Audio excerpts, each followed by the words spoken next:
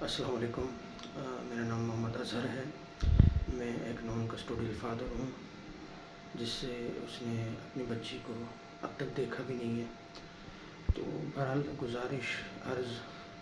اور التماس یہ تھی محترم جناب چیف جسٹس آف پاکستان اور تمام آنریبل ججز سپریم کورٹ اور ہائی کورٹ کے، ان سے عرض یہ تھی کہ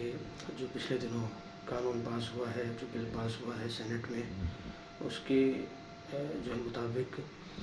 مزید مشکلات جو ہے نان کسٹوڈیل فادر کے لیے جو ہے وہ ہو چکی ہیں، جو کہ پہلے بھی موجود تھیں اور مزید اب مشکلات ہو گئی ہیں کہ وہ اپنے بچے سے جو ہے نا وہ ملنے میں انہیں دشواریوں کا سامنا پہلے بھی تھا اور مزید ہو چکا ہے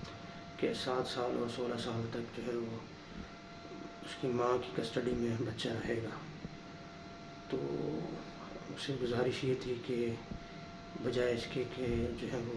باپ کے لیے آسانیاں پیدا کی جائے، مزید مشکلات پیدا کی جا رہی ہیں اور یہ بنیادی انسانی حقوق کی بھی خلاف ورزی ہے کہ ایک باپ سے اس بچے کو ملنے سے روکا جائے۔ تو مؤدبانہ گزارش ہے کہ انسانی حقوق کے ناطے اور اسلامی حقوق کے ناطے باپوں کو اپنے بچوں سے ملنے دیا جائے، اس کے ٹائم پیریڈ بڑھایا جائے، اور کورٹ ویسے بھی جو ہے وہ ایک زیادہ تر کورٹ کچہری میں کرمنلز آتے ہیں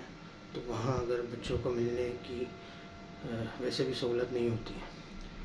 اور نہ وہ ماحول ہوتا ہے، لہٰذا ایک گزارش یہ بھی ہے کہ بچوں کو جو ہے وہ باپ کے ساتھ اس کے گھر بھیجا جائے تاکہ وہ تربیت والا معاملہ بھی ہو سکے، کیونکہ جیسا کہ سینٹ کے بل میں ایک صاحب نے وہاں فرمایا تھا کہ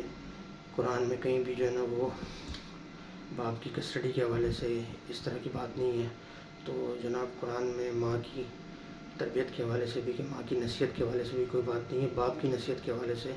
انبیاء کی تذکرے موجود ہے کہ نبیوں نے اپنے بیٹوں کو نصیحت کی، لقمان علیہ السلام نے، ابراہیم علیہ السلام نے، یعقوب علیہ السلام نے اور نوح علیہ السلام نے اور دیگر نے، لیکن کہیں بھی والدہ کا ذکر نہیں کہ والدہ نے اپنے بیٹے کو نصیحت کی ہے۔ تو جب آپ نے قرآن کو کوٹ کیا تو قرآن کی ان باتوں کو بھی، ان احکامات کو بھی کوٹ کیجیے اور مد نظر رکھتے ہوئے جو ہے وہ حقیقی فیصلہ اور حق کے مطابق فیصلہ کریں، اور ہمیں آپ سے امید ہے انشاءاللہ کہ آپ ہماری باتوں کو سنیں گے اور اس پر غور و فکر کر کے اس کے حق کے مطابق فیصلہ کریں گے۔ شکریہ۔